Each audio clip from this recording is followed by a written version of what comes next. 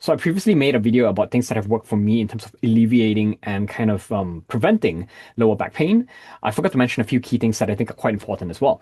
So the first one is the type of surface that you sleep on. Previously, when I had that issue, I was sleeping on a softer mattress.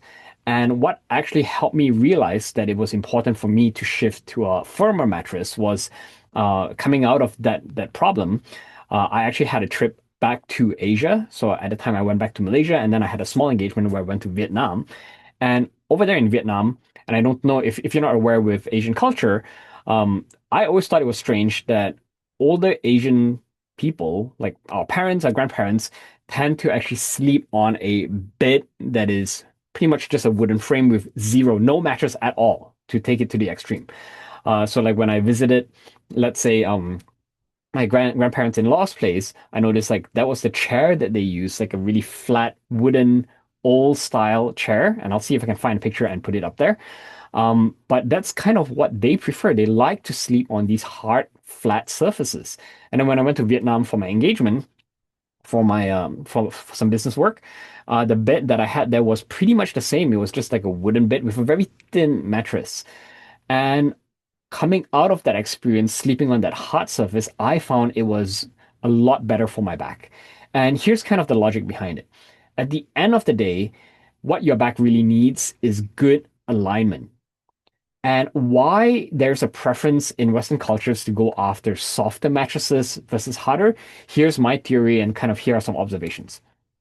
So first of all, to get good alignment, there are two main things that kind of affect your sleep. One is alignment of your back in terms of how well it's supported, whether it's a neutral position.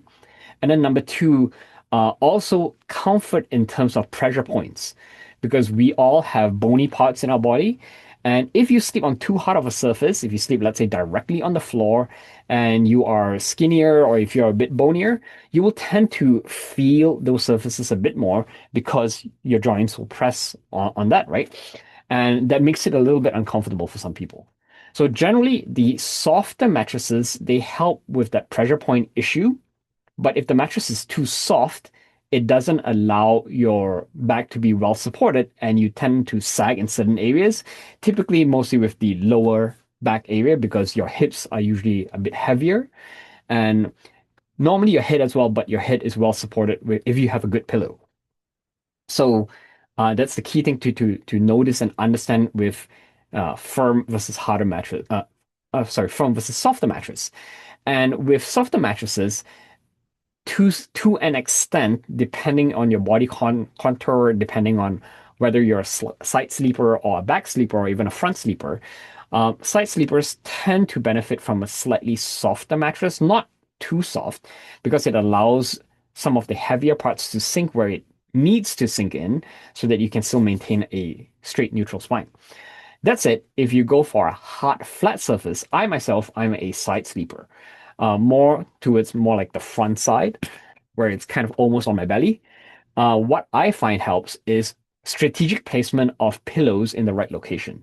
So, like, I would put a pillow under my hips, or more around the stomach area here to support my kind of lower back area. I use a bolster as well, also known as a body pillow or a Dutch wife, and that pillow goes in between my knees. That also helps keep the knees a bit more neutral, keeps the lower spine a bit more neutral. And really, I find that yes, having a good pillow makes a big, big difference with your neck.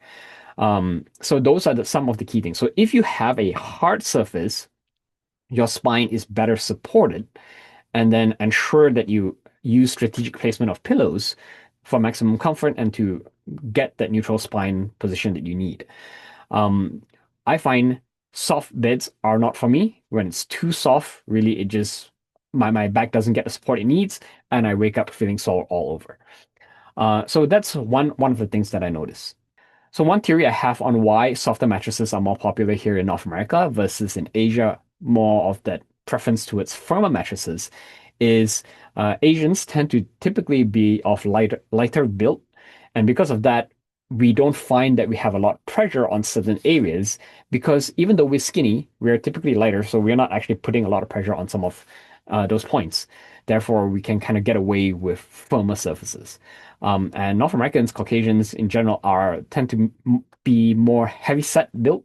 Um, and that because of that, you tend to find that you're putting more weight on certain bones, certain joints, and you may find a bit more discomfort in that. Therefore, they tend to prefer softer mattresses.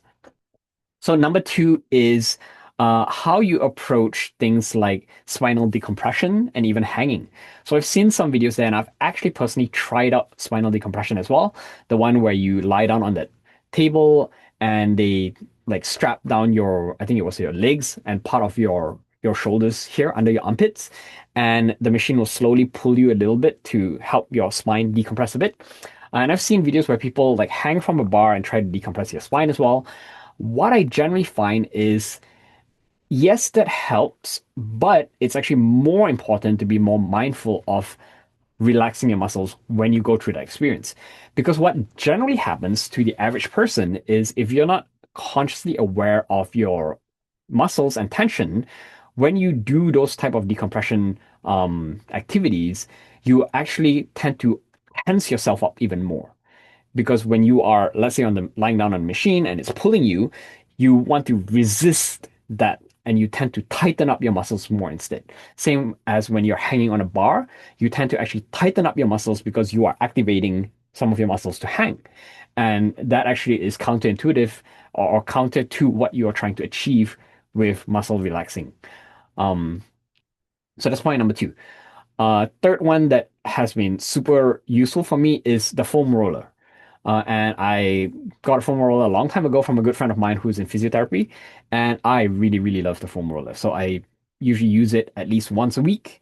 And if you don't have someone to roll you, just put the foam roller on the floor and roll yourself, and just focus on the lower back area and parts of your upper back as well. And that really helps kind of realign your spine as well and get the kinks up.